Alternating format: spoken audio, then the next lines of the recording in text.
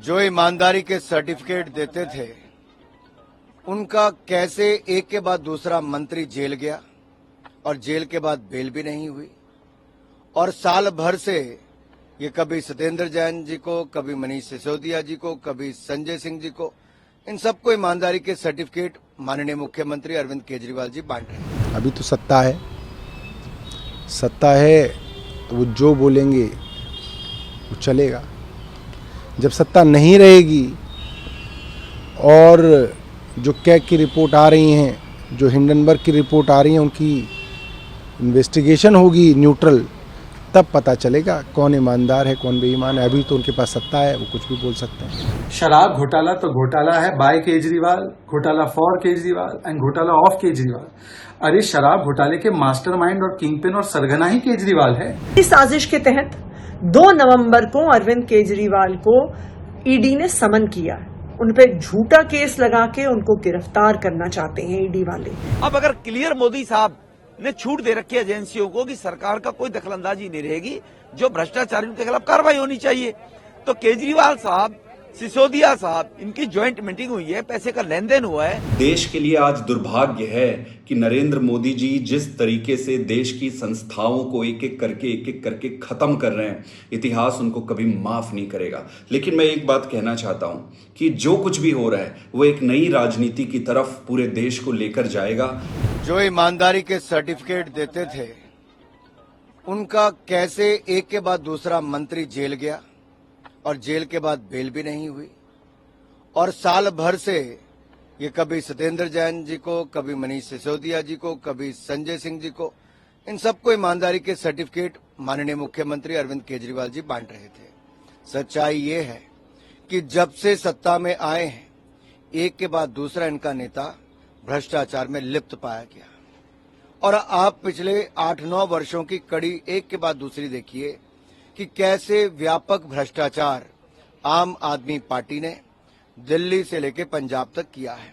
पंजाब में तो सरकार बनने के 2 महीने के अंदर ही इनके स्वास्थ्य मंत्री को भ्रष्टाचार के चलते इस्तीफा देना पड़ा। आज हालत ये है कि ये पता नहीं कि इनके मंत्री जेल में ज्यादा हैं कि बाहर हैं।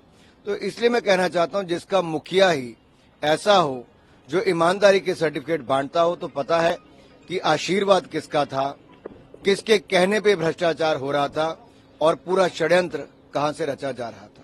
तो ये बात सबको मालूम थी कि देश के लिए आपको सर्वोच्च बलिदान देना पड़ेगा, और मुझे लगता है कि अब वो समय आ गया है कि आपको देश की खातिर सब कुछ देना पड़ेगा। और हमारे नेता हों या कार्यकर्ता हों, जेल जाने से कोई नहीं डरता है। इतना साफ है कि अब केंद्र सरकार ने पूरा मन बना लिया है कि किसी तरीके से भी बाय हुक बाय क्रुक आम आदमी पार्टी को ख़त्म किया जाए। आम आदमी पार्टी से सबसे ज़्यादा परेशान है केंद्र सरकार। जितने हमले आम आदमी पार्टी पे हुए उतने हमले आज तक भारत के इतिहास पे किसी में नहीं हुए। तो अब सिर्फ ये मंशा है कि आम आदमी पार्टी को ख़त्म किया जाए। 170 मुकदमे किए गए हमारे विधायकों के ऊपर, कोई नहीं टूटा। कोई टूट के भारतीय जनता पार्टी में शामिल ना होने के लिए तैयार है, ना शामिल हुआ। तो अब ये है कि किसी तरीके से अरविंद केजरीवाल को गिरफ्तार किया जाए, अरविंद केजरीवाल को जेल में डाला जाए, इनके बड़े बड़े नेताओं को जेल में डाला जाए और आम आदमी पार्टी को समाप्त किया जाए।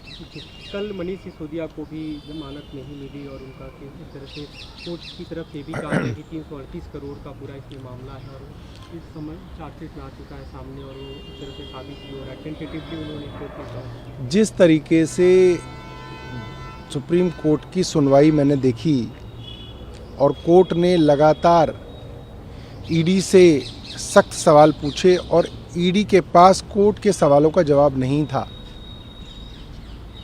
उन सुनवाई के अंदर और जो आखिरी फैसला आया उसके अंदर मुझे उसके अंदर बड़ा विरोधाभास दिखता है, उसके अंदर बड़ा अंतर दिखता है। ये अंतर क्यों है, मैं तो एक छोटा सा आदमी हूँ, मैं नहीं समझ पाया, मगर ये दुर्भाग्यपूर्ण है।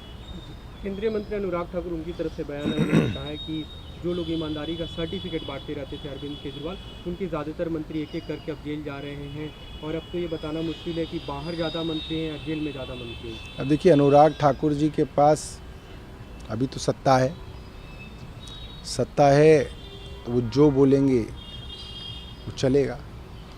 जब सत्ता नहीं रहेगी और जो कैग की रिपोर्ट आ रही हैं, जो हिंडनबर्ग की रिपोर्ट आ रही हैं, उनकी इन्वेस्टिगेशन होगी न्यूट्रल, तब पता चलेगा कौन ईमानदार है कौन बेईमान है। अभी तो उनके पास सत्ता है, वो कुछ भी बोल सकते हैं। शराब घोटाला तो घोटाला है बाय केजरीवाल, घोटाला फॉर केजरीवाल एंड घोटाला ऑफ केजरीवाल। अरे शराब घोटाले के मास्टरमाइंड और किंगपिन और सरगना ही केजरीवाल है।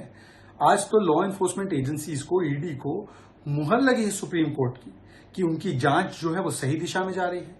शराब घोटाला हुआ है, 338 करोड़ रुपए का मनी ट्रेल मिला है। मनीष सिसोदिया कट्टर ईमानदार नहीं, कट्टर बेईमान है।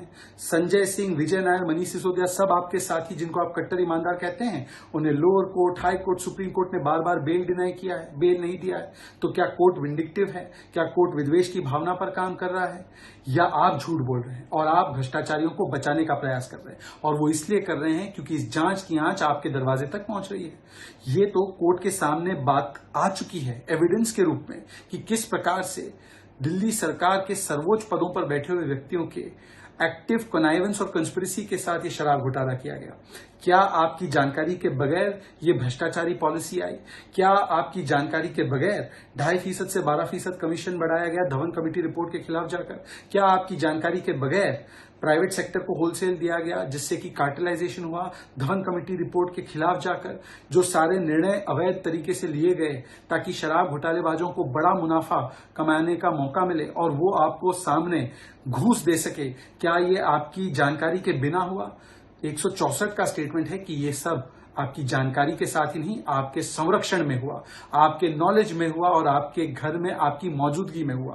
क्या ये सच नहीं है कि विजय नायर को ही आपने एक प्रकार से अपने शराब घोटालेबाजों के साथ उन्हें मिलाने का और फोन पर उनकी बात कराने का काम फेस टाइम कॉल के द्वारा किया गया था? आज सवाल बनता है कि जब जांच एजेंसियां कानून के हिसाब से काम करते हुए सरगने के पास पहुंच रही है तो आप विक्टिमहुड कार्ड क्यों खेल रहे हैं? आपको तो जवाबदेही देनी चाहिए, रिपोर्ट कार्ड देना चाहिए। भारतीय जनता पार्टी को आम आदमी पार्टी से डर लगता है। दिल्ली और पंजाब में हो रहे हर काम से डर लगता है, फ्री बिजली से डर लगता है, अच्छे स्कूलों से डर लगता है, मोहल्ला क्लिनिक से डर लगता है। इसीलिए वो झूठे केस करके आम आदमी पार्टी के नेताओं को जेल में डालना चाहती है, पार्टी को खत्म करना चाहती है। इसी साजिश के तहत 2 नवंबर को अरविंद केजरीवाल को ईडी ने समन किया। उन पे झूठा केस लगा के उनको गिरफ्तार करना चाहते हैं ईडी वाले, भारतीय जनता पार्टी वाले। पर मैं भारतीय जनता पार्टी को बता दूं कि हम जेल जाने से नहीं डरते, हम उनके झूठे केसेस से नहीं डरते। हम देश के लोगों के लिए, देश के हर आम आदमी के लिए काम करते रहेंगे।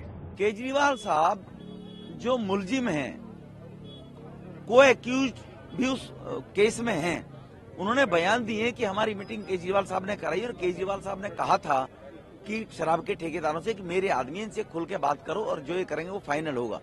ऑनरेबल सुप्रीम कोर्ट ने टिप्पणी की है कि सिसोदिया की कल जमानत जब कैंसिल हुई थी कि इसमें संदिग्धता नजर आती है, लगभग 350 करोड़ रुपए का घोटाला हुआ है, 1000 करोड़ का घोटाला हुआ है, 3500 करोड़ का। तो उसके लिए केजरीवाल से पूछताछ नहीं होनी चाहिए। देश के प्रधानमंत्री मोदी जी जब 14 में पीएम बने थे, उन्होंने कहा था ना खाऊंगा ना खाने दूंगा। देश की जनता की मांग थी, इसलिए अब एजेंसियां अपना काम कर रही हैं। सीबीआई, ईडी किस लिए बनाई गई थी? इसी प्रकार के भ्रष्टाचारियों की जांच करने के बाद जो गरीब के, जनता के पैसे को लोग खाते हैं, एक नेक्सस बनता है ब्यूरोक्रेट्स, पॉलिटिशियंस, सब लोगों का मिलकर और भ्रष्टाचारी उद्योगपति ऐसे जो लोग होते हैं उनका, उस नेक्सस को तोड़ने का काम प्रधानमंत्री जी को करना चाहिए, नहीं करना चाहिए? ये मैं पूछना चाहता हूं दिल्ली वालों से।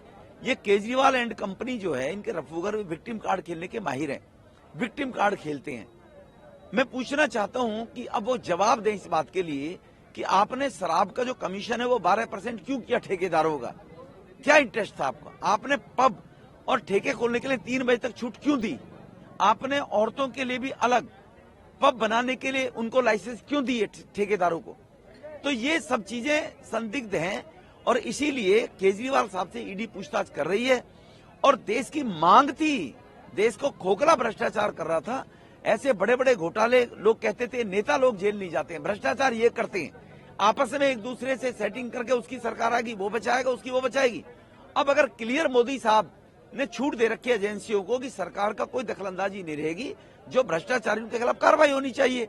भारतीय जनता पार्टी और नरेंद्र मोदी का एकमात्र उद्देश्य यही है कि किसी भी तरीके से अरविंद केजरीवाल को खत्म किया जाए। पहले उन्होंने लीगल तरीके से चुनाव के माध्यम से खत्म करने की, रोकने की कोशिश की। इन्होंने दिल्ली में कोशिश की, ये फेल हो गए। फिर इन्होंने पंजाब में कोशिश की, ये फेल हो गए। और जब गुजरात में आम आदमी पार्टी गई तब इनको समझ आना बंद हो गया कि इसको कैसे डील किया जाए। फिर इन्होंने सोचा कि लीगल तरीके से, ईमानदारी से केजरीवाल को हराना मुश्किल ही नहीं, नामुमकिन है। फिर इन्होंने षड्यंत्र शुरू किया और षड्यंत्र के तहत जितने भी मुख्य और बड़े लीडर थे आम आदमी पार्टी के, एक एक करके उनको झूठे आरोपों से, झूठे केसेस में अरेस्ट करना शुरू किए। अरेस्ट करने के बाद भी इन्होंने देखा कि यार पार्टी तो टूट नहीं रही है, पार्टी तो दिन दूनी रात चौगनी बढ़ रही है। फिर ये अपने प्रमुख, इनका जो मुख्य उद्देश्य था अरविंद केजरीवाल को रोकने का, खत्म करने का, उस पर आए और आज इन्होंने सम्मन जारी किया है। इस पे किसी को बहुत ज्यादा आश्चर्य है नहीं, क्योंकि जितनी भी इन्वेस्टिगेटिंग एजेंसीज हैं वो बीजेपी के हेडक्वार्टर से ही ऑर्डर लेते हैं। तो ये देश के लिए आज दुर्भाग्य है कि नरेंद्र मोदी जी जिस तरीके से देश की संस्थाओं को एक एक करके खत्म कर रहे हैं, इतिहास उनको कभी माफ नहीं करेगा। लेकिन मैं एक बात कहना चाहता हूं कि जो कुछ भी हो रहा है वो एक नई राजनीति की तरफ पूरे देश को लेकर जाएगा। एक इन सबसे चर्निंग होगी और एक नई राजनीति का उदय होगा, सत्य की जीत होगी। और जो मर्जी ये कर ले, अरविंद केजरीवाल को खत्म करना इनके बस की बात नहीं है, क्योंकि अरविंद केजरीवाल सच्चाई के साथ खड़ा है। हम डरने वाले नहीं है। आप जो मर्जी करना चाहे आप करो। ये देश की राजनीति अरविंद केजरीवाल के लिए तैयार है।